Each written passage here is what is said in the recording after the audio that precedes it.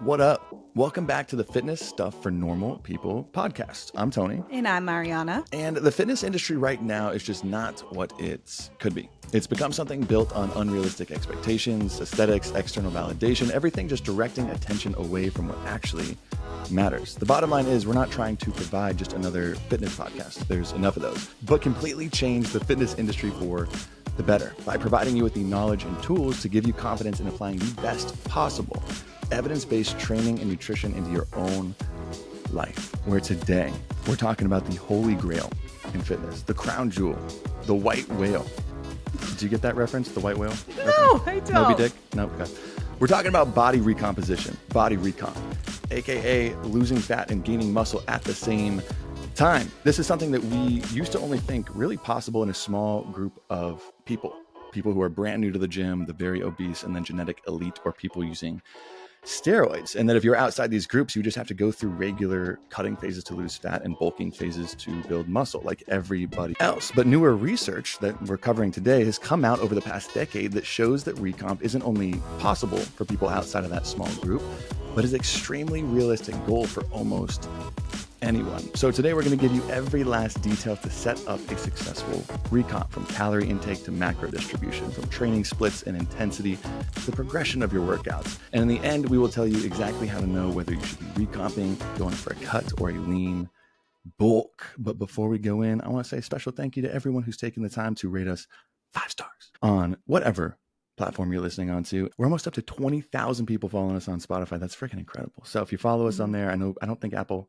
you can do that, but Spotify, you can. Hit the button. It makes Tony giggle and happy on the podcast. And if you want more after each episode, you can join us on Fitness Stuff Premium for just $5 a month, where you get a bonus episode every single Friday where we answer your own questions. We also do a monthly $300 Legion Athletics giveaway, provide complete training programs like our 12-week push-pull leg program we dropped a few weeks back. We also have a full body training split coming up soon, so be on the lookout for that. Exclusive discounts and much more. The sign up is in our show notes below. And quick note from our sponsor, Legion Athletics. From day one, we love them. They're getting into the fall spirit, which I can support. They have their pumpkin spice protein powder and apple pie. I'm going to order the pumpkin spice right after this so that I can get some pumpkin protein recipes I'm really excited about. And you can also get a little discount if you use our code FSPOD at checkout. You get 20% off your first order or double points on every order after that. The link is also in our show notes. It's fall. You got to get everything pumpkin. Are you someone who goes hard into the fall spirit? Like as soon as equinox hits, your Halloween's up, everything? Not really like that. I'd say I am definitely a fall. Like fall is my favorite season. I like it, but I'm not going to go like decorate everything. And it's more so just the vibes.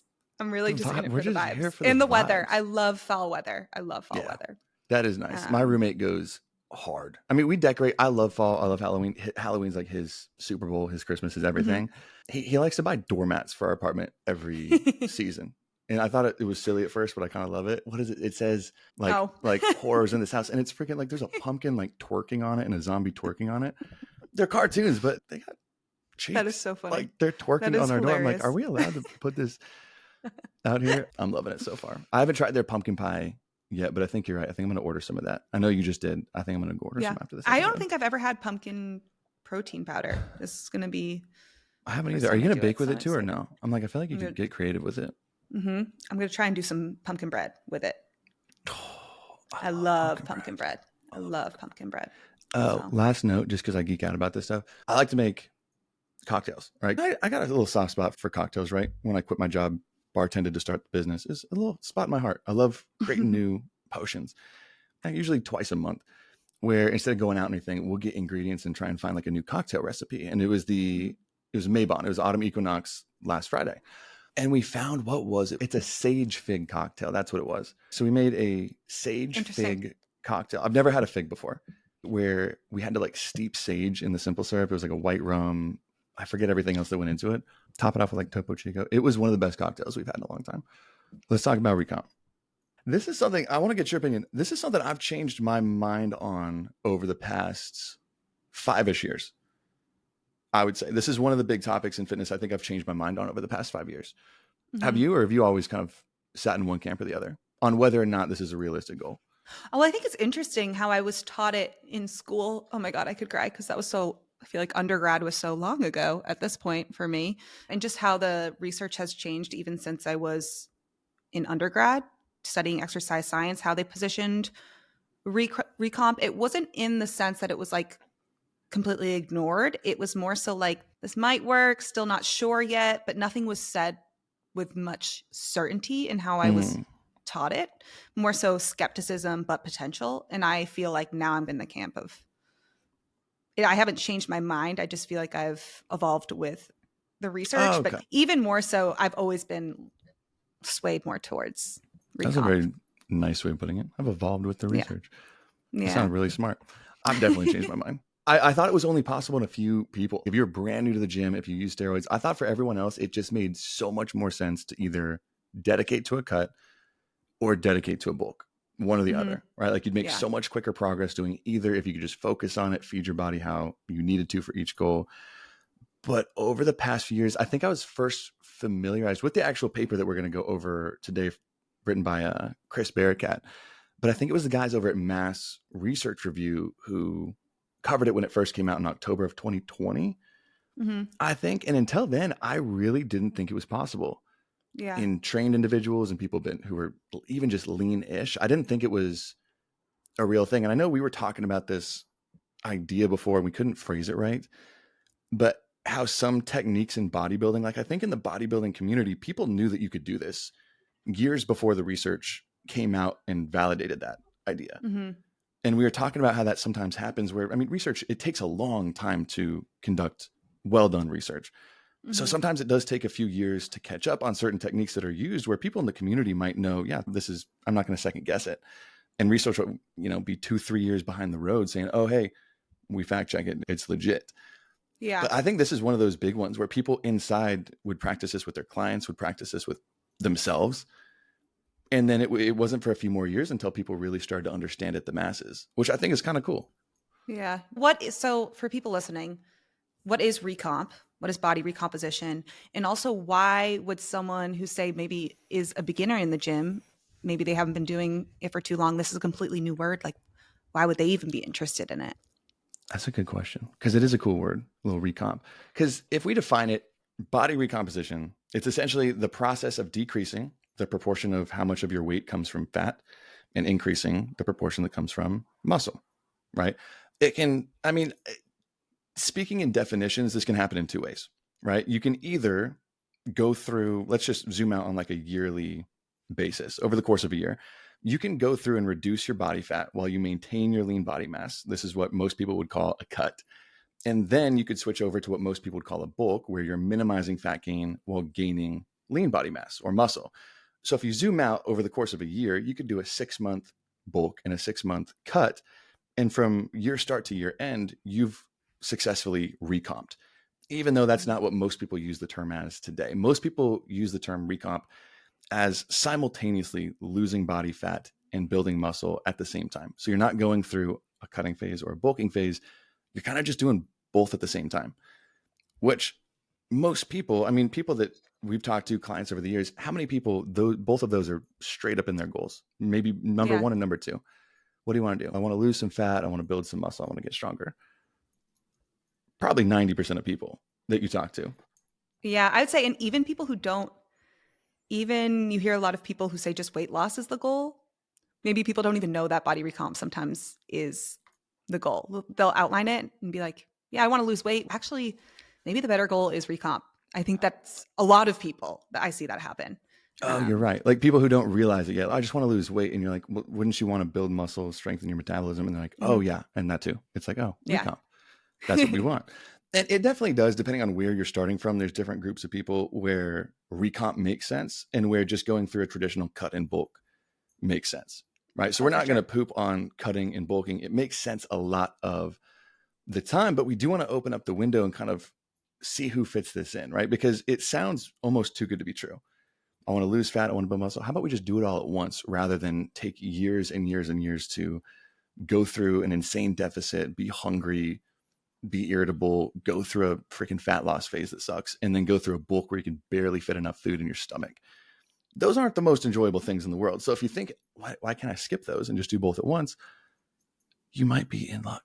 You might be in luck, right? Because for the longest time, and I'm wondering, when you were learning about this in school, I guess what most people agreed on in the industry is that recomp was only possible for like 3 or 4 main groups of people, right? If you're brand new to the gym or newbies, if you carry a far above average amount of body fat, so you're overweight or obese, people who are regaining muscle that they once had and then lost because of injury, because of whatever. So if you're regaining the muscle, or if you're just, your genetics are a freak or you're on steroids, right? That was kind of the small group that we thought you had to be possible. Is that what they were teaching you at school, or was it still kind of up in the air?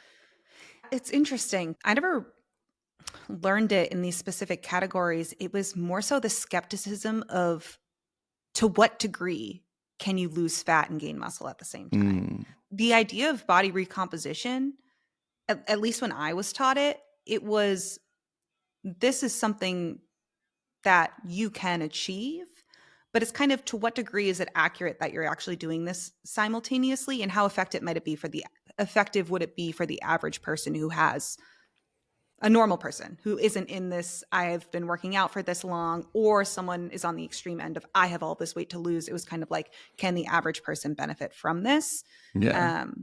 It wasn't like completely, this works for this group of people, doesn't work for most others. Okay. That makes more sense, just because there wasn't much about it. Because I know when I was just reading this through books, not through school, but just reading through books, following other professionals in the field, Mike Matthews, even at the time, it was just thought of like, this is where you can usually just see it, in the group of newbies, obese individuals, regaining muscle, or steroids/genetics.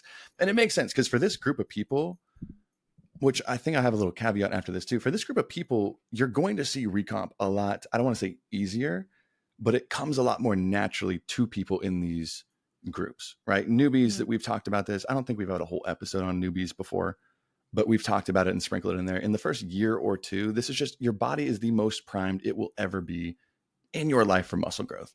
And I think we did go through the actual rate of muscle growth you can experience, where you can gain twice as much muscle in your first year training as you can in your second, and twice as much in your second as your third. And it usually gets cut in half until about year 4 or 5, when you can barely put on a couple pounds until you reach your ceiling, right? But this stage, it's crazy, because you can even pull calories from stored body fat to fuel your muscle building, right? It's just unlike any other. So for newbies, it almost happens without trying. You just need a basic progressive weight training program and a reasonable diet. You don't even have to be that dialed in. Do you remember when you first started lifting weights? Did you go through any crazy changes? Yes. Yeah, I did. But I also started lifting when I was playing volleyball, is when I started lifting weights. And I mean, I was just, what was I? How old was I when I actually started doing it consistently? Like 16. And I feel like I didn't even have to put that much thought into it. I was just like, No. my trainer gave me a program, and I was just, and I felt so much stronger so quickly. And it was really cool to see that translate into volleyball, because it was like, that was really my main motivator. I was like, I don't care. Like, if I feel like this is translating here, I'm going all in. But it happened so fast. It did. Like on a weekly basis, almost. I remember going in and be able to lift more weight almost every week, or every other week. I could add more weight onto bench or whatever it was. Same thing in high school. You're just getting stronger every single week. But when you're young, you just think that's normal. You don't realize it's going to stop. You're like, oh, this is just, lifting weights is great. I make progress every single week. It's phenomenal. And then it ends and you get sad. But that's why for those individuals, recomp comes a lot easier. And it's honestly probably the best goal anyone just entering the gym can have. The second group, which I don't know if people realize this one as much, is obese individuals or overweight, right? Mainly just because overweight and obese individuals, they have a much, much larger energy reserve in their body in the form of body fat. So they're able to pull calories from that fat to fuel muscle building, even when eating in a calorie deficit, which, if you just are a leaner individual, or you're not in that overweight obese category, you just don't have as much in reserve. So that trade-off doesn't happen as quickly. So even if you've been training for years, but you are obese, you have a lot of stored energy, you typically can see this a lot quicker than others too. Have we covered regaining lost muscle or muscle memory before? No, I don't think so. I can't remember doing it, but I'm like, why haven't we? It's so cool. We might have.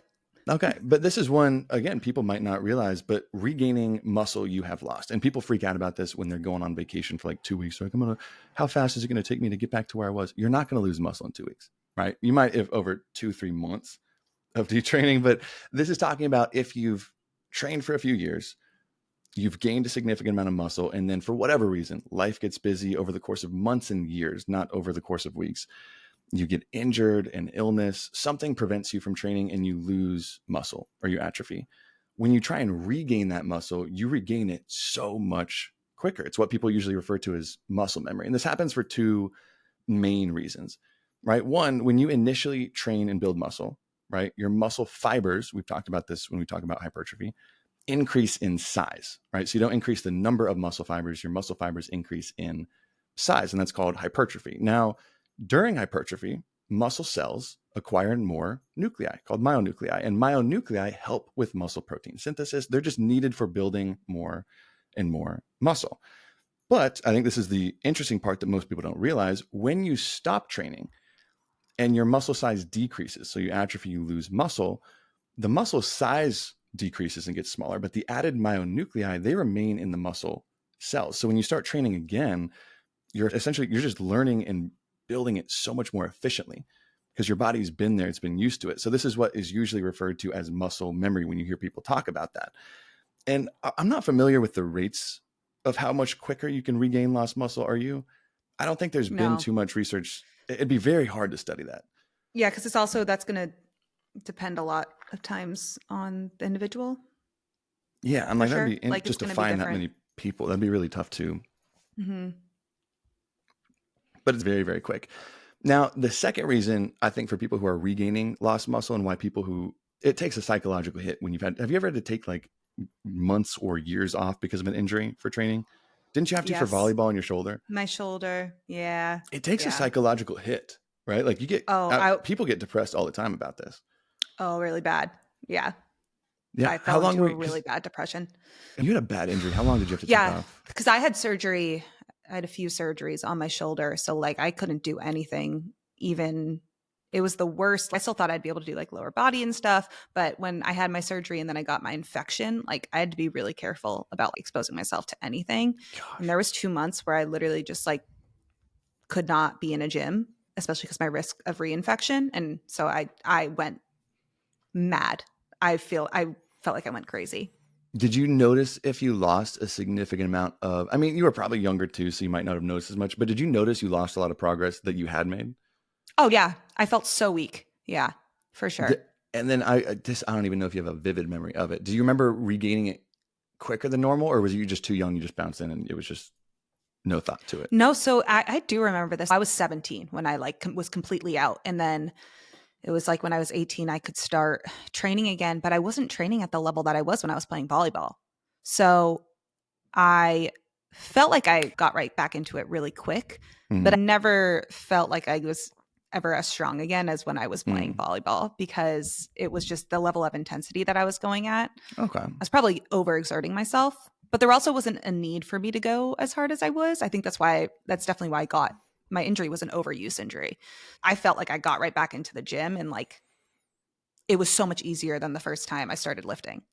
Oh, I guess that's nice because I know the psychological hit I've had, I know a lot of people have, especially if you break a bone and you're out for months, especially if like one side atrophies. Have you ever seen that? Like if you break a bone in your leg and one calf, and someone who after like 6 months who can't walk on their left side, they're on a crutch or anything, how much one leg can shrink compared to the other one.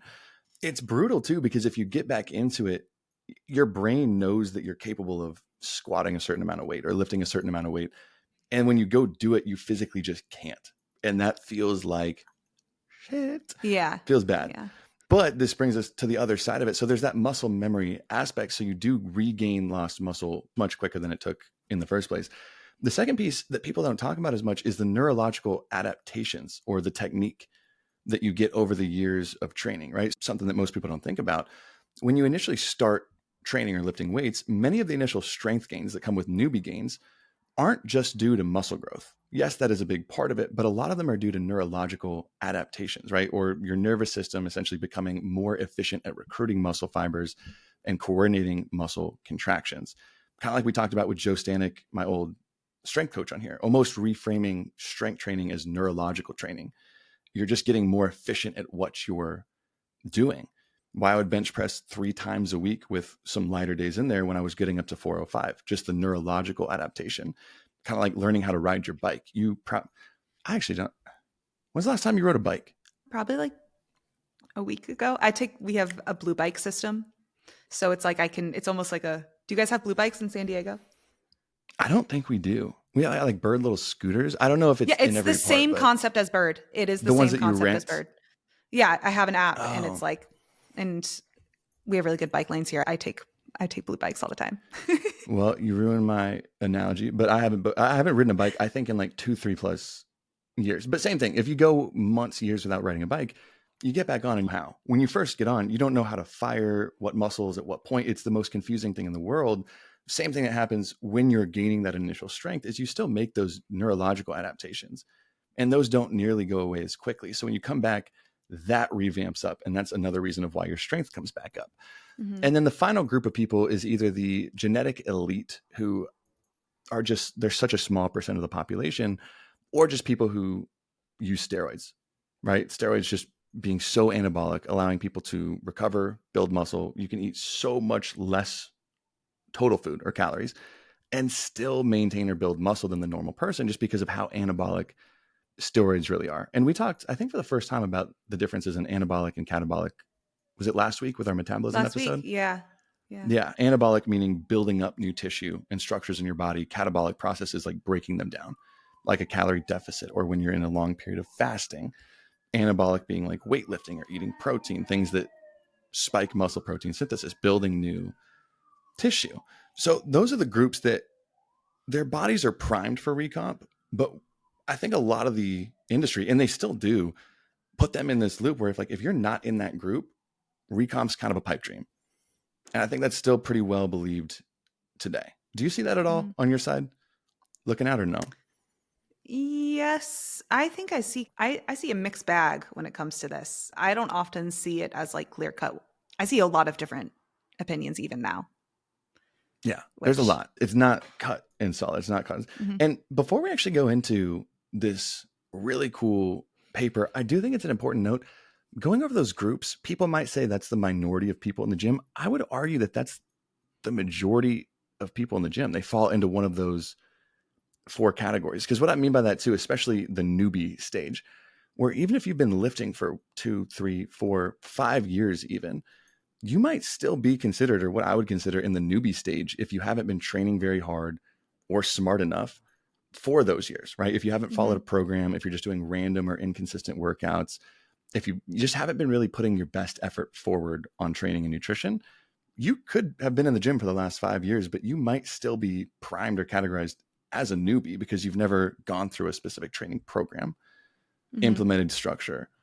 Would you kind of agree with that statement, where I don't think as many people are advanced lifters as they think? Like, it's not a year-to-year thing. Oh, yeah. And there was a while for me when I felt like I would just go to the gym and I didn't really have much structure at all. And I was fine with it. I was like, I just want to be here and do whatever I want. And then once I had more specific goals, I felt like it was a new world. I felt like I was a fish out of water, and I was a newbie, even though I had been going to the gym for quite some time. I felt like it was all so new, and then my training potential was so much greater. So I think. Yeah. I mean, in your first couple of years, you could mess around and do almost whatever you want and make insane progress, right? Pick up the most random weights. You just need the smallest amount of structure. And you'll be good to go. And then after that first year or so, it starts to taper off. But then once you actually get serious, I know for the first probably 3-4 years, I had no structure. And then I started working, one, to shadow a trainer, and then working with a trainer when I started getting into this industry and having an actual set progression. Oh my gosh. I felt like for the next 6 months or so, I felt like I was making progress as good as I did when I first started lifting weights. Like I never thought I'd feel that again. And I think that's where a lot of people sit, is they aren't putting their best effort forward. They're not training to a set progression. They're doing random exercises, sets, reps, weights every day, just based on how they're feeling. That might be you. And that might be a cool thing. I think people might take offense to that, but I think that's a cool thing. Now, more recent research, one that I mentioned, has come out over the past decade or so. And that's what we want to briefly walk you through. We're not going to do a deep dive into each individual piece of this paper, But we want to walk you through it because it's been shown now in countless instances where people outside of these groups, so very trained individuals, athletes, has successfully gained muscle while losing fat. Right. And what we're going to do is then line up the exact protocols they did to do this when it comes to their training, their nutrition, every aspect of it. So we can look at what has worked and what hasn't. Now, the paper I referenced earlier, it was published by Chris Barakat and colleagues. I think it was in the Strength and Conditioning Journal, but it was in 2020. So it was a few years ago. And if you don't, are you familiar with Chris and his work? No, I might be. But like the author, I'm not good with authors. There's so many like journals. Yeah. Like I'll see a title of something and be like, oh, I read this before of his. I'm with you. Names are tough. But Chris, I know because Chris is actually on, I think, Legion's scientific review board. Killer dude. We actually should, I honestly really think he'd be great on this podcast for strength, but he is a researcher at the Department of Health Sciences and Human Performance at the University of Tampa. And he works with competitive bodybuilders all the way to people in just gen pop, really more focused on improving overall physique and performance. And that's the science and the research that he puts on. But this paper individually, I guess this paper specifically, it looked at 18 different individual studies that reported recomp in trained individuals, meaning people have trained for years and years and years. 4 of those 18 studies, they reported recomp with the resistance training protocols, but they did not report for nutrition, which was a bummer, but it was only 4 of them, right? So we saw that trained individuals had built muscle, lost fat over the course of 8, 12 weeks to 6 months, but they didn't report nutrition, which I'm like, missed opportunity.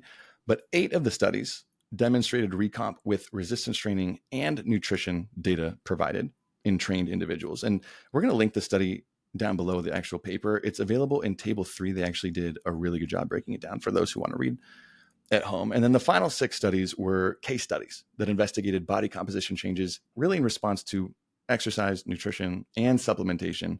And this was in competitive physique athletes, right? So the tippy top of what you'd probably consider advanced to elite lifters, right? People competing in bodybuilding.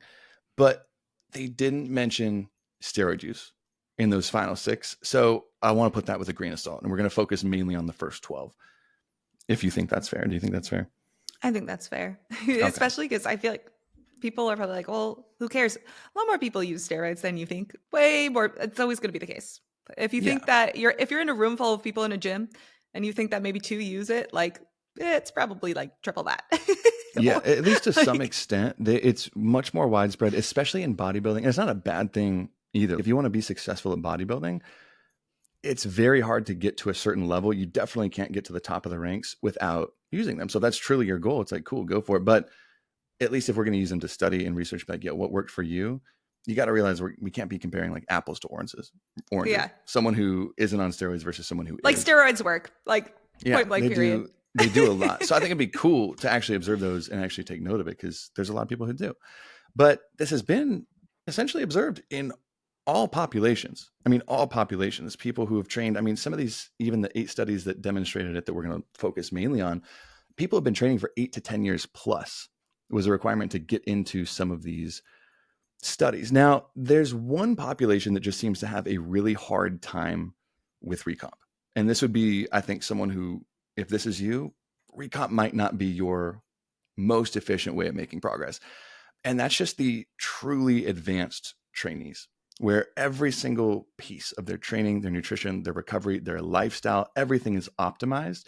This is people that are near their genetic ceiling, right? So honestly, I'd probably categorize this as maybe less than 1% of people in the gym, but people who are just this close to their genetic ceiling. So easily the minority, which I did want to touch on this. Have we talked about the ankle test before? I'm sorry. No. The ankle test? You're probably like, what the? No, we haven't talked about this. Okay. So this is actually kind of cool because I know people are like, well, how do I tell? How do I tell how close to my genetic potential I am for building muscle? Grab your ankles. Before I use steroids. Grab your ankles, right? No, it's actually called the ankle test. I think this is super, super interesting. I think we've definitely mentioned this before, but break it down and see if you agree or if you're like, Tony, you're dreaming about this. But your wrist and ankle measurements can tell you how much muscle you can naturally build before using steroids. So where your genetic ceiling is. So here is why, I'll explain, and how you actually do it. So a researcher named Francis Hallway studied thousands of athletes throughout his entire careers in the 90s, 2000, and 2010s. And he found very consistently that every 1 pound of bone could support a maximum of 5 pounds of muscle. Is this ringing a bell or no? Nope. Are you This is the first time you've talked about it. Well, then enjoy. You grab your popcorn. Anywho, but this has been tested over and over and over again to better predict how much muscle you can naturally build better than any other metric. Not your testosterone, not your, how strong your parents were, nothing. It's your bone structure, right? Your bone structure will better determine your genetic potential. So if you want to find out how much muscle your body can naturally build, you need to first find out how much bone mass you have. So people talk about fat mass versus muscle mass. Bone mass can help better determine, or your frame, I guess is a better way to look at that, how much muscle you can build, right? Before using steroids. Now, unless you are a trained, and I Googled this, unless you're a trained anthropometrist, I Googled this, it is a professional body measurer.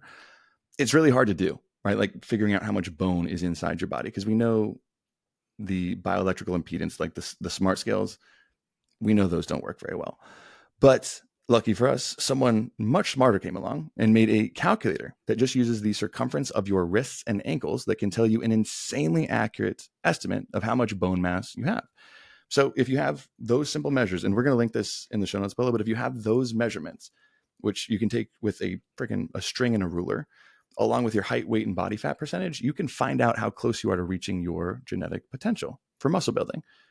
I think that's the coolest thing in the world. So we'll link that calculator in the show notes for today's episode, but I think that's really cool. I tested it out. I'm not actually very close to my potential.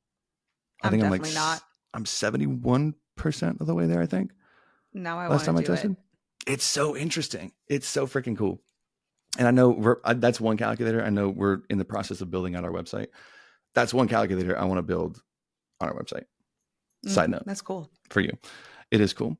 So let's talk about how the hell we recomp. How do we do it? Right? How do we do this?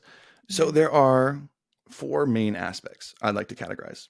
And we got some little bonus at the end of like, okay, really, how do we set this up? But step 1, and the most important part, this is interesting to me because I think it's different than most schools, but the most important part is your training, is your workouts, not your nutrition. It's the other way around in this scenario where they're both important, but training is the number 1 driver for recomp.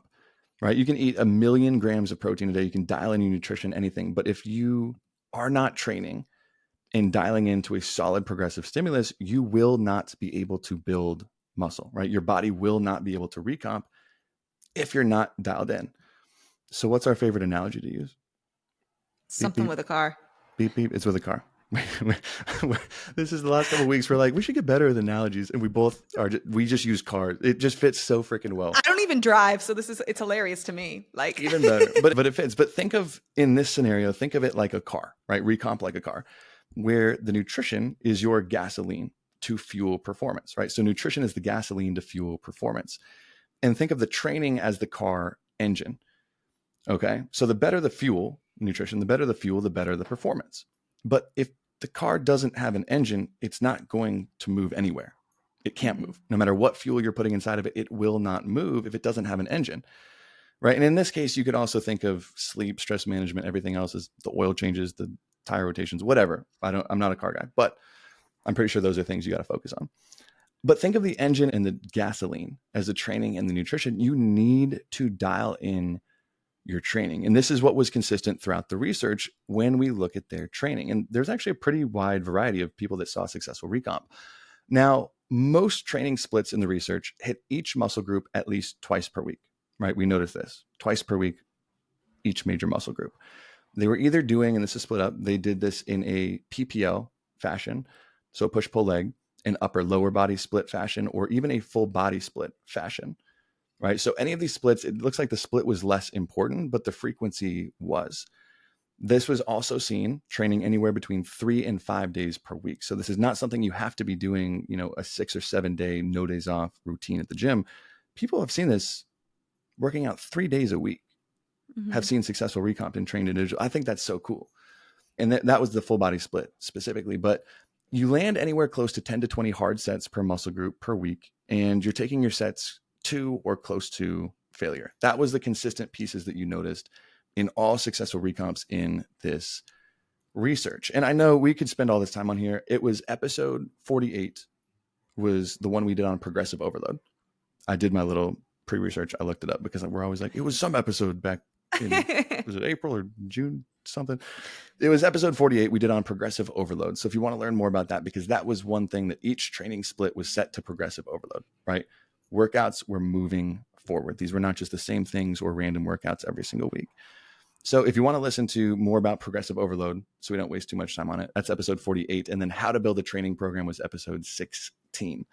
If you're just lost without a program, right? But the things you really need for recomp, which we've talked about a million times, got to train to progressive overload. That difference, were you talking about the difference between training and working out? Yeah. The different terms? So say that again, because I think that's interesting for a lot of people who haven't heard that before, the difference between training and working out.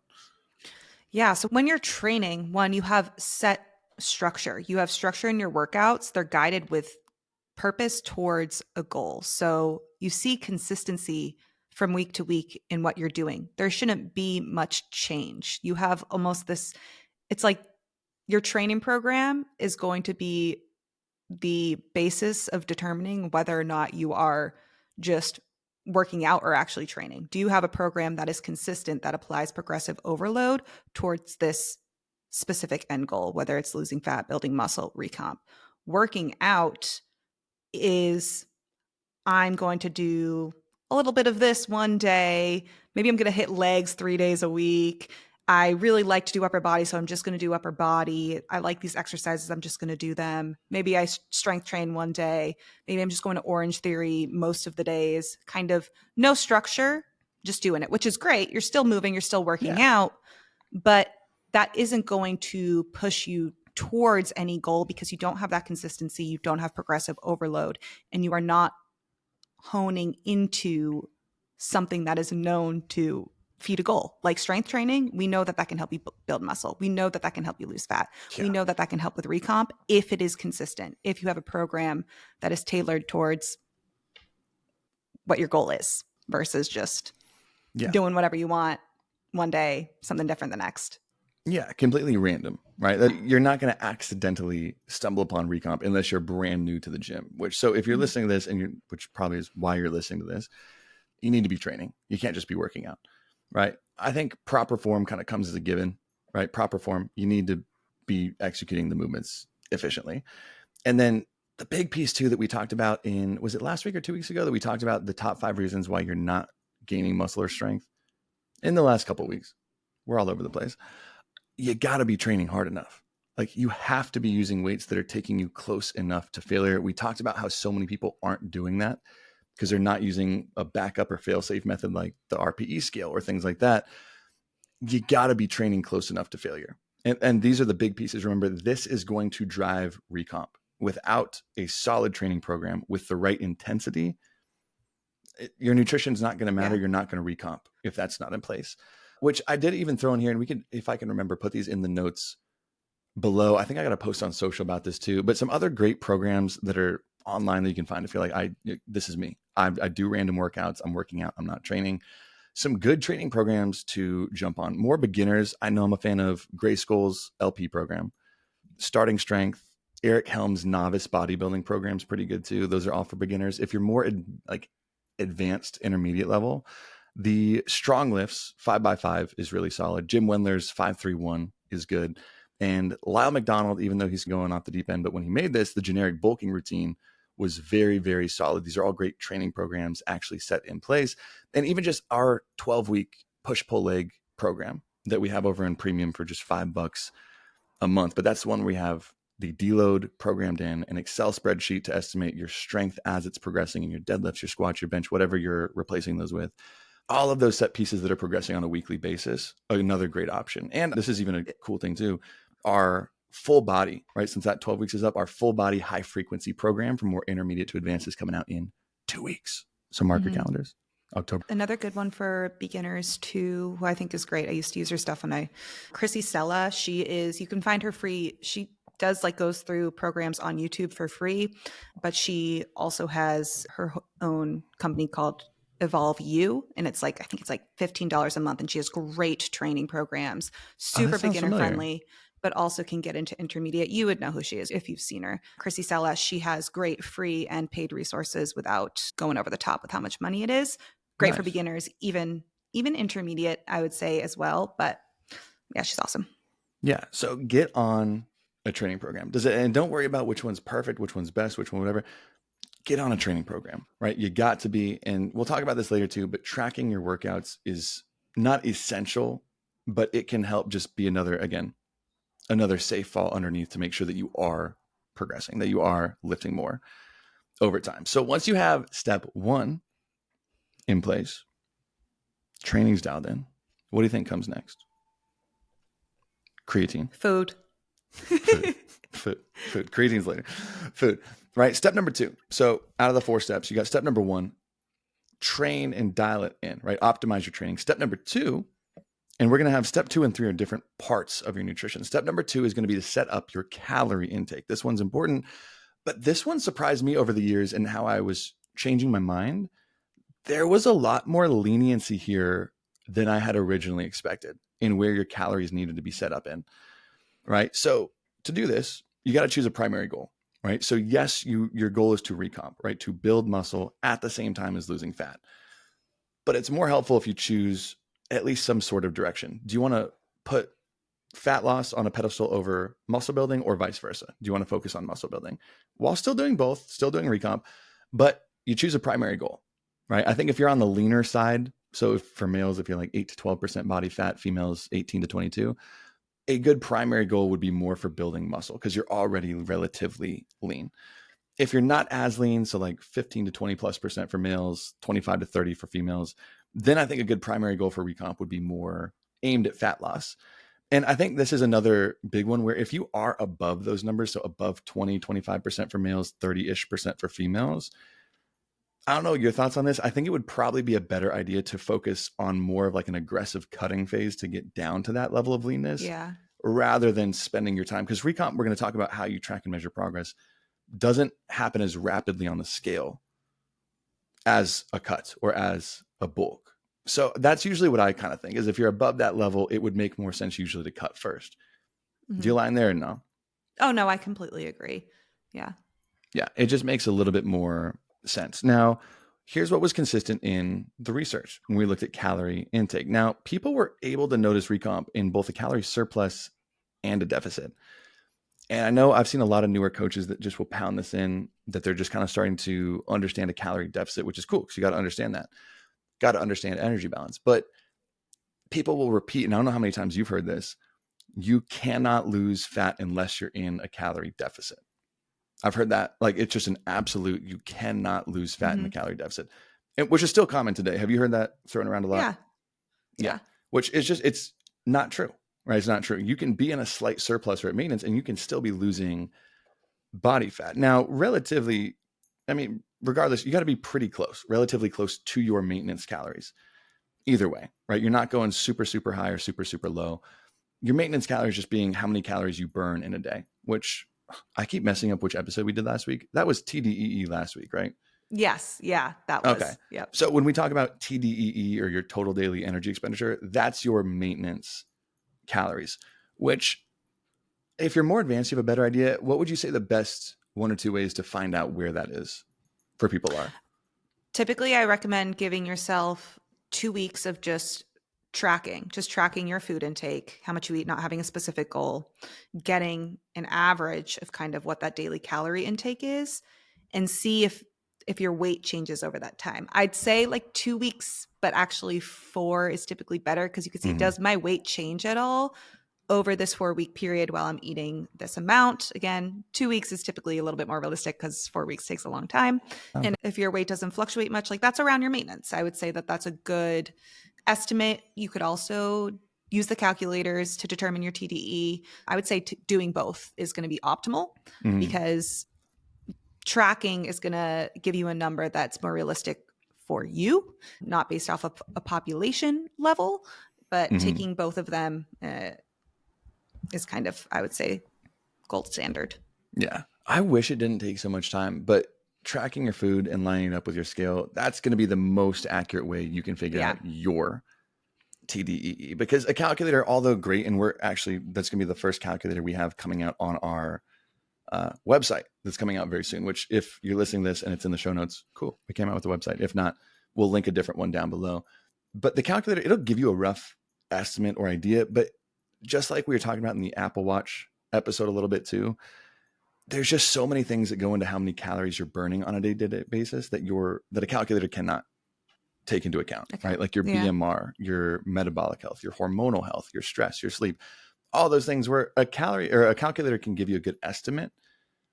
But it's one of those things where if you're tracking your food intake, taking daily weigh-ins and noticing trends over time, you'll just be able to better fine tune that number over time. But the basis is you got to be close to that maintenance number, right? Too many calories above your maintenance and you just won't be able to lose fat. No matter how dialed in your training is, if you're eating too much, it's just going to turn into a bulking phase.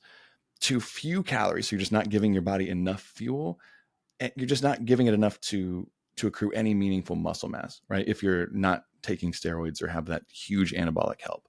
So that's just a fat loss phase, right? So you have to be somewhere around your maintenance. And this is where, without getting too lost in the weeds, where we can set this up. So if your primary goal is to build muscle while recomping, you would then enter a slight surplus. I think usually optimal, if you really want to take your time with it and do it right, your calories would be anywhere between 5 to 10% above your maintenance. You can also see this if you're also in one of those groups up to like maybe 15, 20% over your maintenance. And in this research, actually up to 20% over maintenance was observed. But I recommend closer to that 5 to 10% number, right? Just a jump above your maintenance. That means if your maintenance is 2,500 calories, eating 10% more than that would be eating 2,750, I think, if my math is right. Yep. Right. 10% more than that. Right. The leaner and less advanced or the better genetics you have, I think you can slide that number up to the higher end. But for most people, or if you've been training longer, modest lean, you want to sit next to that 5 or 10. If your primary goal is to lose fat, then you would enter a slight deficit. Now, if your training's really dialed in, and the next step, which we're going to talk about, is setting your macros up, you could really set this between anywhere 10 and 20% below your maintenance. Same deal though, closer to the lower numbers, 10%, are going to be more optimal for recomp, right? You're going to dial that in a little bit closer. The more you go towards 20%, the more you risk just not building muscle. It just turns into a fat loss phase, right? So your level is going to have something to do with this, right? If you're very advanced, you should hover closer to maintenance. If you're less, if you sit in one of those camps, you could go further out, which leads us into step number 3, right? Setting up your macros. We've done a lot of recent episodes on a lot of the stuff we're talking about today. We did macros a couple weeks ago too. Setting up your macros is step 3, but I think we've made this clear by now. When we talk about setting up your macros, protein is going to be the one that really matters, right? And macros, for those listening to, macros are protein, carbs, and fats, or where those calories are coming from. So once you determine how many calories you need, this is where those calories are coming from, either proteins, carbs, or fats, or technically alcohol, but we're not going to use that for a goal for recomp, because that's going to make it pretty hard. But protein is really the only one that matters, and what was mostly tracked in the research, right? It's just going to, it helps with recovery. It helps with maintaining, building muscle while you're losing body fat. You need to have a high enough number. And this is what I was bringing up with you beforehand. Recomp was noticed. This shocked me a little bit, with protein ranging anywhere as low as 1 gram per kilogram a day per body weight. That sounded all over the place. As low as 1 gram per kilogram of body weight per day, to as high as 4.4 kilograms of body weight per day, or 0.4 grams to 2 grams per pound of body weight would be that conversion. Yeah. 4. That's not a lot. That's insane to me. And so when it seems like it's a very little amount, but not knowing kind of where these people's starting point was at. So this might tap into that really, really beginner, like really newbie phase of, you make these slight changes. You have a really consistent training program. You're eating even a little bit more protein than you were. Like, okay, then that makes sense. But this is what shocked me, because these were all in papers with advanced trainers. People have been training for years and years. That's what shocked me. So that's crazy. Yeah, 100%. Because like, if you're just starting, you're right, and you're increasing your protein from like 0.2 to 0.4 grams, that's a big jump. Like, you're going to see some changes. But yeah, this was in trained individuals, and that was only in one scenario. And just to be clear, people who saw better fat loss, built more lean muscle mass, we're on the much higher end of that spectrum. And we go towards and we sway towards this size a little bit too, right? This is going to stay consistent with our previous episode recommendation. We're going to link a calculator. I can't talk enough. A calculator. A calculator. We're going to link a protein calculator down below to help find like a minimum, maximum, and optimal range for you. Same thing. Hopefully by the time you're listening to this, it'll be on our website. If not, we've got a different one that we're going to plug in there to figure out how much you need. But although you could technically get away with less, when it comes to Recomp, you don't want to really see what you could get away with. You want to see what you can optimize, right? I think around that 1 gram per pound of body weight or desired body weight would be a good place to be, right? Just to err on the side of caution. I'm never a huge fan of cutting it too low in body composition goals, right? I feel like it's realistic too. Like, I just think that's a good number to recommend to a range of people. Like, it's going to be effective. Yeah. And it's challenging to increase your protein that high initially, but once you find out how it fits in your lifestyle, it becomes a lot more easy. Mm-hmm. Now, the rest of your macros, i.e. your carbs and your fats, they can just fill out the rest of your calories how you see fit, right? So once you figure out how much protein you need to eat, I don't even honestly most of the time recommend tracking your carbs and fats, as long as you're getting at least 20% of your calories from fat to maintain just most basic health functions. Right? Keep your sex hormones within typical ranges, absorb fat soluble vitamins. You don't want your fats going too low, but other than that, you could be getting 20%, 40%, 50%. The rest is more set up for your lifestyle, which we've talked about a few times, which I know we've talked about a lot. Do you go higher fat or higher carb? Your natural diet? I'm higher carb. Same. Okay. Always will be. Always have been. Always will be. Same. I'm like, yeah. I eat a lot of carbs. I mean, I'm not tracking right now, but like I eat but especially like I am obsessed. I'm obsessed with fruit and vegetables, which is like, sounds good for you, but it's in like a weird, right? I just sounded so annoying saying that, but I eat so many of them. It's so easy. That is so many carbs. It is insane how many carbs I rack up doing that. And like, I don't. Fruit for sure. I have a fruit smoothie, 1 or sometimes even 2 a day on like busy days. If you crank in some fruit, you could crank up your carbs pretty much, or pretty high. And like, my rice, like I don't measure my rice. I just, when I eat rice, I eat a lot of it. I do love rice. I don't know. It's good, but big carbs. If you're like Marianna and I, don't fret. And we're not going to go too deep into it, but if you're listening to this too, it's just the old paradigm of thinking that high carb is not a good thing. Especially if your training is dialed in, carbs are probably going to be more helpful for you than anything else. I would just put a little caveat, be careful with higher fat diets. Like if your diet just trends to push closer to the high fat side, it is a lot easier to miss track. And it's so calorie dense that even just small like you could easily be overeating by a couple hundred calories per day if you have a very, very high fat diet, right? It's just harder to account for all of those things. It is. So that's the one caveat I want to put. Not like you can't, it's just going to be a little trapdoor that might catch you a little bit later. Now, step 4 and the final step for Recomp, before we talk about real quick how we're going to fit this into your life.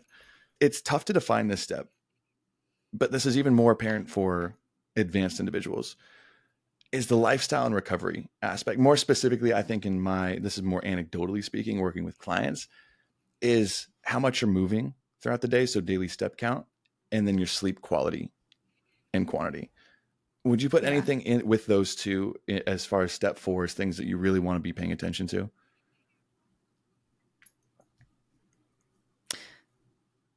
I'm like, other stuff matters, but I'm like, would it go up to those two? Yeah, it's not going to have much of like I can think of other things, but I can't think of anything that's going to have like a significant effect. Yeah. And I mean, sleep, and this is why I can't wait once we do, we did the How to Fix Your Sleep episode 83. So if your sleep sucks, go right now, pause this episode, go listen to that. But we did the How to Fix Your Sleep. I can't wait till we actually get into more of the mechanisms behind sleep in a separate episode that we talked about, not probably for a little bit, but I pulled up this really interesting paper, and it was published out of the University of South Carolina that split 36 subjects into 2 groups. Both groups were on the same calorie deficit over the course of 8 weeks. The only thing that they changed is that one group slept normally for the 8-week period, and the second group they just restricted sleep by 1 hour less during the week. So Monday through Friday, they slept 1 hour less. They interrupted their sleep 1 hour less. And they were allowed to sleep one extra hour on the weekend to kind of play catch up. But we know that's not optimal from talking about that episode.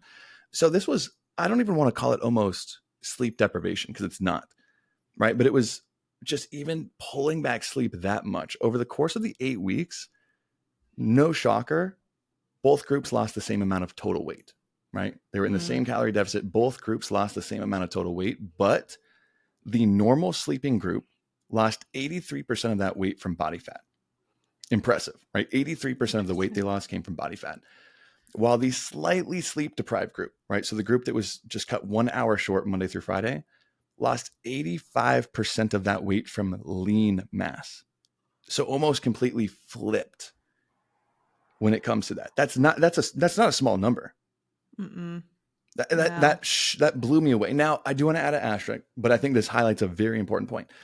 These individuals weren't resistance training during the time, which I guarantee you in the sleep deprived group would have held on to more muscle. But that is a not so small difference. So small difference in where your composition is changing. Again, it's not just weight loss. We're talking about fat loss, body recomposition. So even though it's going to be hard to measure, and they didn't measure in any of these studies, the sleep quality and quantity in the paper that we covered earlier, you're going to have a hard time successfully recomping if your sleep's not good, right? I don't want to say great, but not good, right? Sleep is a big one. Now, step count 2, I know we're big fans. We talk about it a lot. There's not a lot of data around this for recomp, right? There's just not. But just anecdotally speaking from clients that I've worked with, when we ramp up the step count per day from 5, 6, 7,000 to like 9, 10, 11,000, recomp starts to pop off. I don't know if you've noticed the same thing. And obviously it's from a calorie burn perspective. It's from a gut health and digestion perspective. But the more you're moving, I think that just makes things so much easier. It's not necessary, right? It's not necessary, but it's going to make recomp easier if you're walking a lot. It just is. That's just for any goal you have. Walking is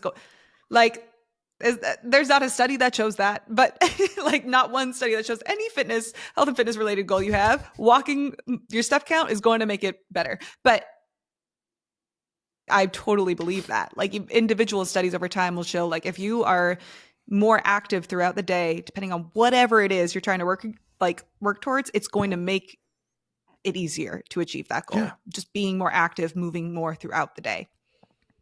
Yeah. The lowest, I think really the lowest hanging fruit for improving your physique. I mean, besides recomp, which I guess if you aren't here for recomp, I'm shocked that you made it this far into the episode.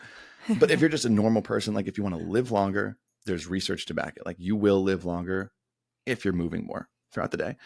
If you want to lose fat, I guarantee you there's papers out there that show that the more you're walking throughout the day, the easier fat loss or weight loss becomes. Same thing with just overall general health, daily cycle. That's why I wanted to put it up there with sleep, is it just becomes so freaking easy without worrying about adding extra hours of cardio or pulling back on your diet anymore.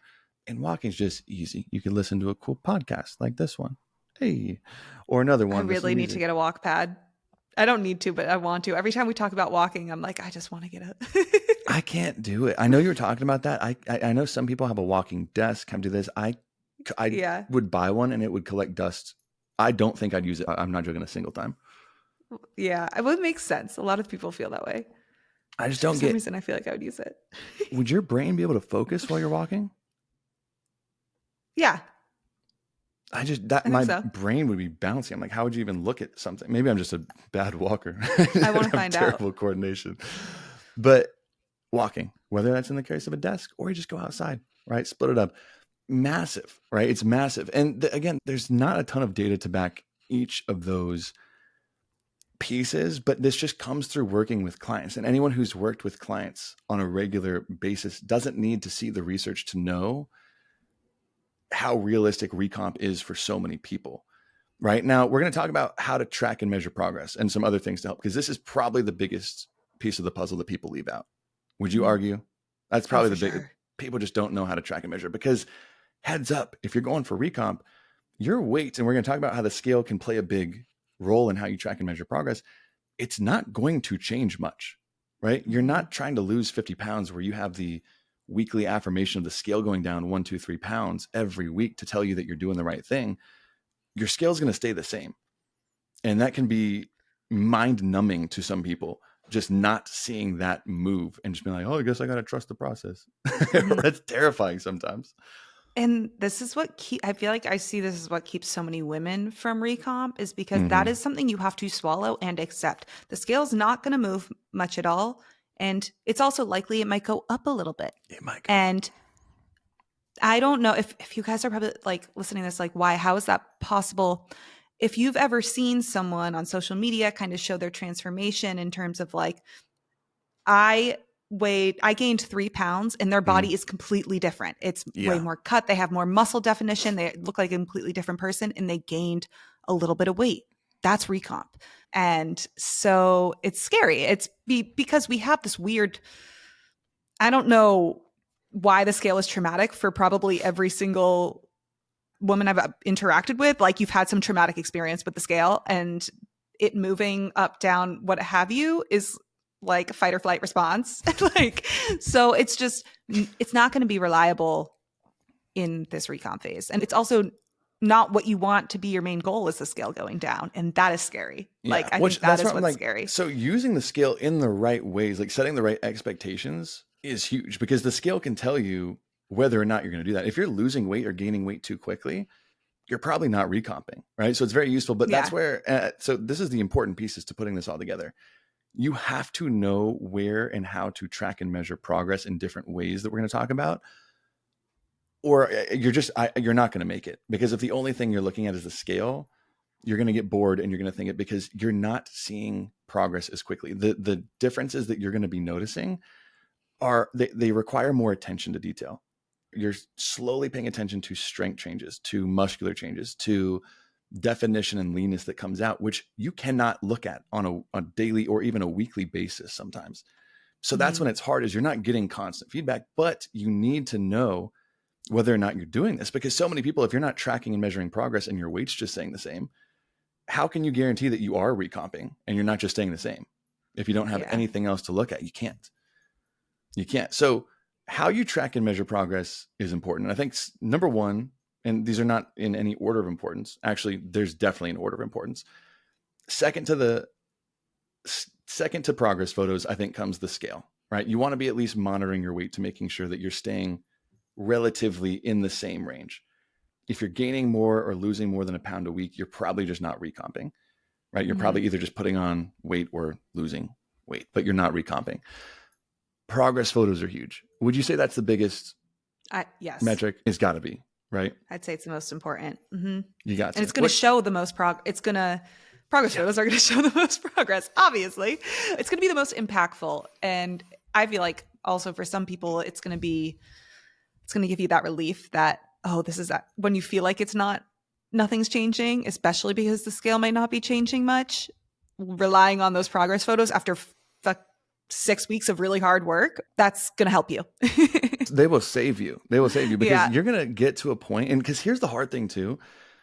And we're going to recommend, I think, taking weekly progress photos is a good place to be on a weekly basis. Now, you don't notice physique changes on a daily to weekly basis when it comes to Recomp. You notice it on a weekly to monthly basis is when you notice it. So you're going to get in your head, and I'm going to give you this little, like, take my hand. I'm going to be your guide. Here's what's about to happen. Your weight's not going to change for a couple of weeks. You're going to take some progress pictures every single Friday morning, because that's your new freaking check-in day that you're going to do with yourself, and you're proud because you're doing it. And you're going to take a photo. And maybe you went out the last night, or maybe you had a bad night's sleep, or maybe you went out to date night with the boyfriend and you had a really nice salty meal, whatever.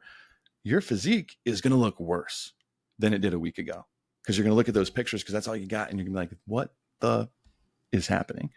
Yeah. On a week-to-week basis, you can't look at the progress photos. They will tell you nothing. It's like one scale weigh-in. One scale weigh-in can't tell you anything. 30 over a month can tell you something. One can't tell you anything. Same thing with a progress photo. You got to line these up, because it cracks me up, because your scale, again, is going to stay the same, maybe even going up. And the funniest story that I have to even relate to this is my friend and client, Katie, who cracks me up because she's she's kind of a perfectionist, very type A, very organized, could probably take over the world if she wanted to. But over the first 3 months of us working together, and the goal was being recomp, the scale weight went from 157 to 160 over 3 months. So about a pound a month. It was trending up. It mostly stayed the same, but it was trending up for certain. And at the 3-month point, she was in the same thing, that mental mode of just, why is the scale not going down? That's not the goal. But you know what I'm saying? It's just, you need it to go down. It's just that mental model of needing it and needing it. And it started to cause some anxiety, some panic, like none of this is even working. What am I putting all this effort in the gym for?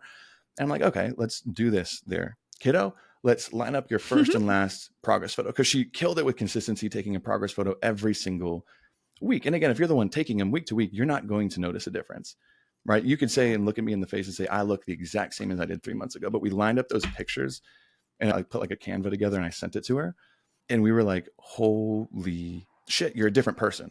You're a different human being. Like the amount of leanness and definition that came out in the upper body, in the core, in the legs, the skin health improving, the confidence, the swagger. I mean, her squat went from, I think, 130 to over 200 in the 3 months. Her bench went from 65 to almost 125 was the estimated 1 rep max.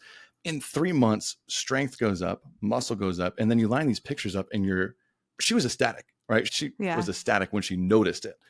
It's just that you have to notice it, right? Nothing changed before I showed her those pictures to the minute before. Nothing changed. She just saw it and was like, holy crap. And it made her more fired up, put more energy into the gym, set bigger goals. It gives you the confidence to keep going. So progress photos, although without a coach can be hard to remember to do, are so freaking, you need it, honestly, for recomp. Just put a little reminder on your phone once a week. Yeah.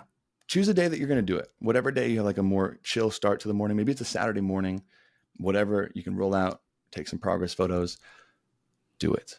Right. I think weekly, you could probably get away with monthly too, but to each their own.